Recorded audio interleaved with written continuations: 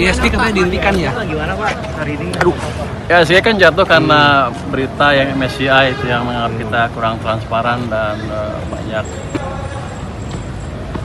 goreng-gorengan saham segala macam kan. Dan persyaratan mereka yaitu supply bersih sama floatingnya berapa persen. Ini saya pikir reaksi yang berlebihan karena kan ini baru laporan pertama kan, masih ada waktu eksekusi sampai bulan Mei kan. Saya udah bicara dengan ketua OJK, dia bilang semuanya akan diberikan sebelum Mei, jadi ini hanya shock sesaat, jadi pasti perusahaan-perusahaan itu akan bisa memenuhi persyaratan MSCI dan akan bisa masuk ke indeks MSCI maupun ya saham yang boleh diinvestasi oleh perusahaan-perusahaan asing global gitu. Kalau untuk saya, yang penting kita perbaiki ekonominya, kan ekonomi betul-betul membaik. Saya nggak main-main.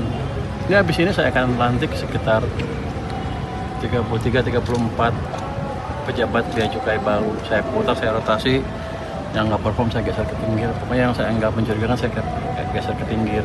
Bukan mencurigakan sih. Kita ingin semangat baru dalam bea cukai bahwa kita harus bekerja lebih baik dibanding sebelum-sebelumnya. Kalau saya cuma ngomong aja, saya nggak shock kan nggak akan gerak. Dan sekarang saya shock yang besar-besar, Tanjung Priok saya pindahin, Batam saya pindah, Semarang, Surabaya, Bali saya kocok pulang dengan orang-orang yang saya harapkan nanti bisa bekerja lebih baik lagi. Pak Pur, apa anggapan BI tidak transparan, Pak? Ya? Dalam konteks BI tidak transparan. BI tidak transparan. BI.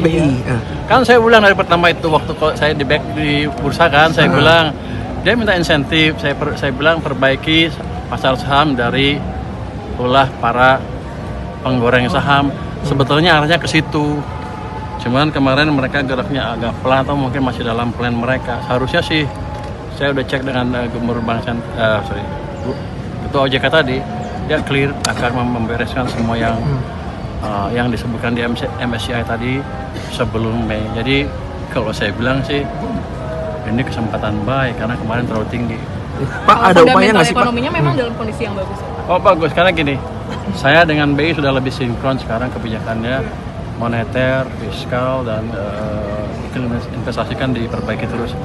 Moneter fiskal uangnya sudah tumbuh sesuai dengan harapan kita, M0-nya base money-nya, jadi harusnya kredit akan tumbuh double digit dalam waktu tidak terlalu lama. Terus dari sisi pendapatan fiskalnya, saya akan perbaiki cara kita mengumpulkan pajak dan cukai sehingga hasilnya akan lebih optimal tanpa menaikkan tarif pajak atau cukai.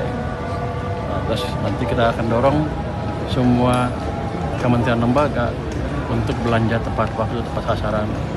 Habis itu kita perbaiki juga kan dari sidang-sidang debottlenecking akan kita perbaiki iklim investasi, dan itu nggak main-main. Kita baru 2 kali sidang kan, baru 4 kasus. Ke depan akan ada kasus-kasus besar yang masuk situ yang akan bisa menunjukkan bahwa Indonesia serius memperbaiki iklim investasi. Pak, soal Jadi fiskal moneter aja 6% tahun ini bisa. Tambah yang lain lebih cepat lagi. Jadi kalau bursa saham jatuh gara-gara itu, dan kita tahu itu akan diperbaiki dalam waktu yang tidak terlalu lama sebelum bulan Mei, harusnya sekarang good time to buy. Next kapan boleh kira-kira Pak? Normal kembali. Iya Pak, upaya kan Ini kan masih shock. Iya. Besok akan flat. Besoknya lagi, besoknya hari minggu depan lah, Anda lihat minggu depan akan balik. Karena fondasi ekonomi betul-betul kita perbaiki dengan serius. Saya sebetulnya nggak peduli indeks. Kalau ininya bagus, karena otomatis naik.